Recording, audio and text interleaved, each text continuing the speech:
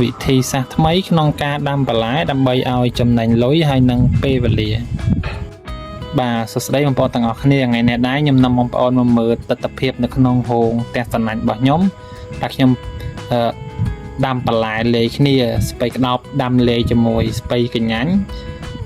ហើយខ្ញុំដាំស្ពៃក្តោបលេជាមួយខាត់ណាដើមតាំងពីខ្ញុំដាំរហូតដល់ពេលនេះអាយុវាជិត1ខែហើយបងប្អូនគាត់តែពី3ថ្ងៃទៀតគឺ1ខែហើយអញ្ចឹងហើយគឺដល់ពេលដែលយើងប្រមូលផលបតាហើយចំពោះស្ពៃកញ្ញាញ់គឺបងប្អូនឃើញវាឆ្លោះល្អវាធំល្អ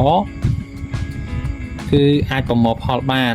ចំណែកឯខាត់ណាដើមគឺទើបតែប៉ុនកូនដៃទេវាអត់ទាន់ប្រមូលផលបានទេបងប្អូនតតែមកទឹកតែ10ថ្ងៃទៀតបានចាប់ផ្ដើមកាត់បានពេលហ្នឹងគឺវាស្រួយខ្ចីល្អតែហ្មងហើយគុណសម្បត្តិរបស់វាគឺវាអាចជួយឲ្យយើងចំណេញទាំងថវិកាហើយនិងចំណេញទាំងពេលវេលាចំពោះពេលវេលាវិញយើងដាំស្ពៃក្តោបមានអាយុវា3ខែទើបយើងអាចប្រមូលផលបានអញ្ចឹងបើយើងដាំស្ពៃដែលមានអាយុតិចជាង3ខែនៅជាមួយនឹងស្ពៃក្តោបហ្នឹងណាអញ្ចឹងក្នុងមួយរងហ្នឹងគឺយើងប្រមូលផលបាន2ដងឧទាហរណ៍ថាក្នុងរងជាមួយស្ពៃក្តោបហ្នឹងគឺយើងដាំស្ពៃក្រញាញ់ឬមួយក៏ស្ពៃទឿអញ្ចឹងយើងអាចប្រមូលផលបានម្ដងហើយទៅដល់ពេលវគ្គទី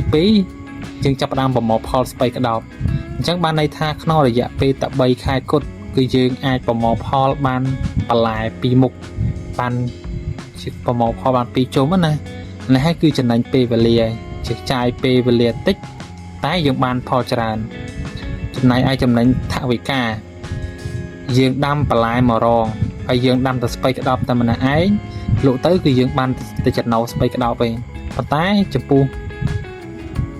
ពេលយើងដាំលាយគ្នាអញ្ចឹងទៅគឺយើងអាចកាត់ម្ដងហើយលក់ម្ដងលុយចូលម្ដងដល់ពេលតម្រាំដល់ស្ពៃក្តោបប្រមូលផលយើងកាត់លក់ម្ដងទៀតលុយចូលយើងម្ដងទៀតអញ្ចឹងយើងបាន2ដងហើយអញ្ចឹងឧទាហរណ៍ថាស្ពៃក្តោបឬមួយក៏ស្ពៃដែលយើងដាំលាយជាមួយស្ពៃក្តោបហ្នឹងស្ពៃមួយណាធ្លាក់ថ្លៃក៏យើងអាចយកតម្លៃស្ពៃមួយទៀតយកមកចិត្តយកគ្នាបានដែរចំពោះពេលវេលាវិញយើងដាំស្ពៃក្តោបមានអាយុវា3ខែទើបយើងអាចប្រមូលផលបានអញ្ចឹងបើយើងដាំស្ពៃដែលមានអាយុតិចជាង3ខែនៅជាមួយនឹងស្ពៃក្តោបហ្នឹងណាអញ្ចឹងក្នុងមួយរងហ្នឹងគឺយើងប្រមូលផលបាន2ដងឧទាហរណ៍ថាក្នុងរងជាមួយស្ពៃក្តោបហ្នឹងគឺយើងដាំស្ពៃ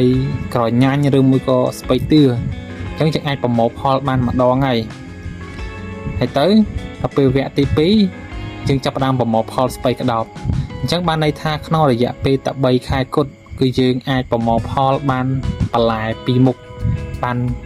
ជាប្រមូលផលបាន2ជុំណានេះហើយគឺចំណេញពេលវេលាជាចាយពេលវេលាតិចតែយើងបានផលច្រើនចំណែកឯចំណេញថវិកាយើងដាំបន្លែ1រងហើយយើងដាំតែស្ពៃក្តោបតែម្នាក់ឯងលក់ទៅគឺយើងបានតែចំណូលស្ពៃក្តោបឯងប៉ុន្តែចំពោះពេលយើងដាំលាយគ្នាអញ្ចឹងទៅ